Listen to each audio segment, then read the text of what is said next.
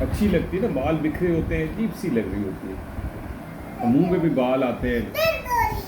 दर्द तो होगी ना, आप बाल आप बना के रखोगे तो नहीं होगी। ऊपर इसके बाल ऊपर से पकड़ के फिर नीचे से बनाता, फिर उसको जोड़ नहीं ऊपर से ऐसे करके ना बाल यहाँ से पकड़ के, फिर मैं ऐसे ही करता हूँ इसके साथ। ऐसे नहीं कर, ऐसे नहीं कर। फिनिश हो गई आपकी कॉफी। हाँ लगते हैं ना बेटा, देख कितनी अच्छी शक्ल निकल आई है। अजीब सी हो गए थे बाल बिखरे हुए। नहीं कर।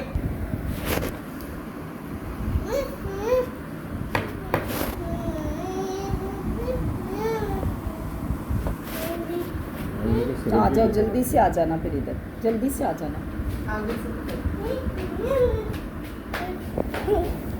ब्रश नीचे करो। लाओ।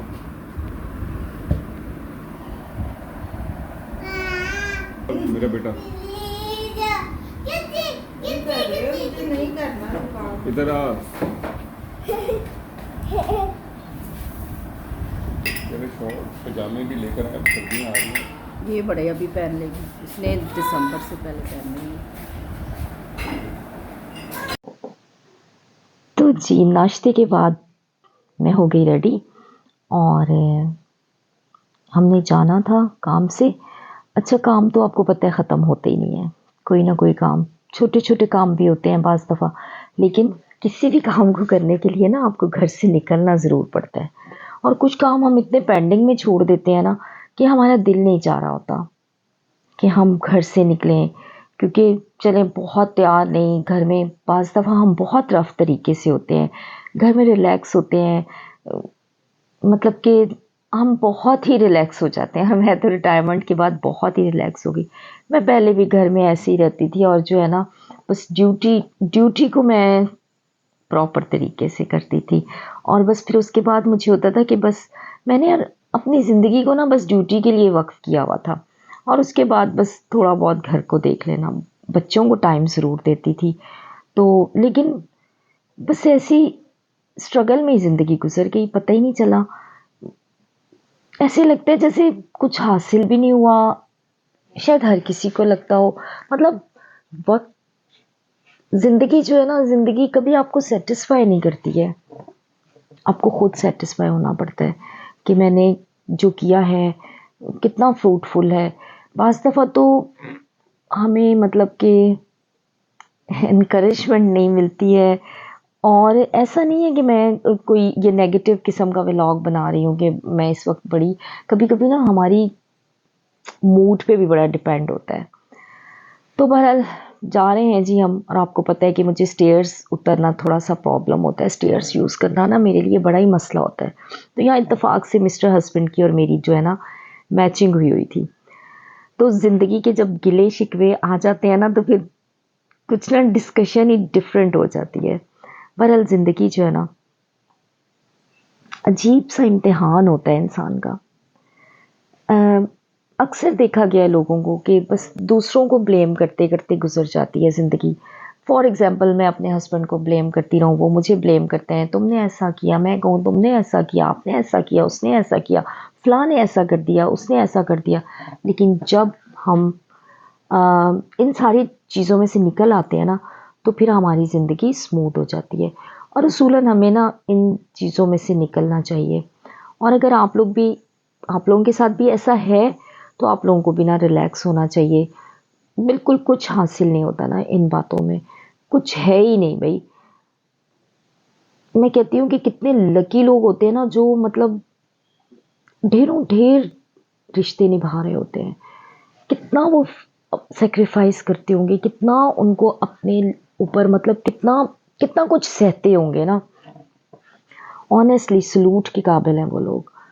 तो यहाँ दो दो चार चार अफराद जो होते हैं ना, वो भी अगर एक दूसरे को गिले शिकवे करते रहे, ना किसी को पूछना, ना किसी को लेना, ना देना, ना कुछ, तो फिर भी अगर हम गिले शिकवे करते रहें तो ये कोई अच्छी बात नहीं होती है। और हम ना अपनी ज़िंदगी में से नेगेटिव बातों को निकाल दें तो बहुत अच्छा होता है। नेगेटिव बातें जो है ना हमें स्पॉइल करती हैं, हमारे दिमाग के साथ खेलती हैं, हमें फिर हमें कुछ हासिल नहीं होता, इतनी खुशियाँ, इतना सब कुछ मिल जाने के बाद भी ना हम अपसेट रहते हैं। और फिर ये अपसेट दिमाग का जो मतलब अपसेट रहने का मकसद ये होता है कि हम परेशान रहते हैं।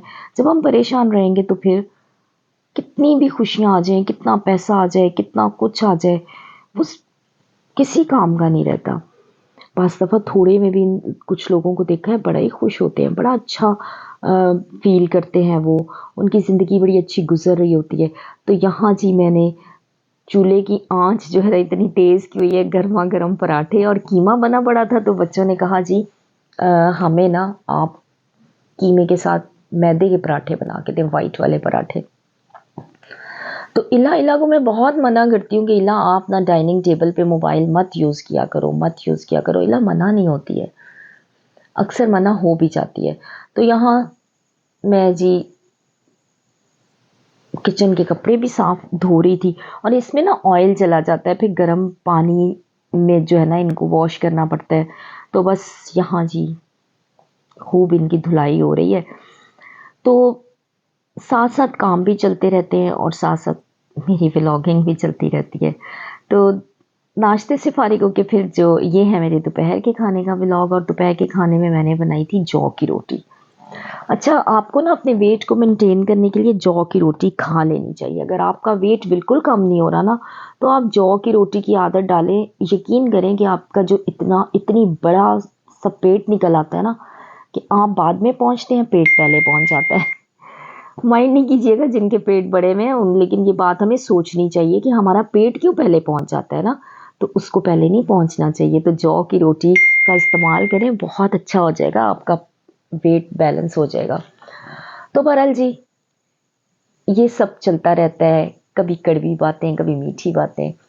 तो यहाँ जो है ना इलू दादो के साथ आके बैठ रही हैं, तशरीफ़ फरमा रही हैं, और इसके साथ ही मैं आप लोगों से इजाज़त चाहूँगी।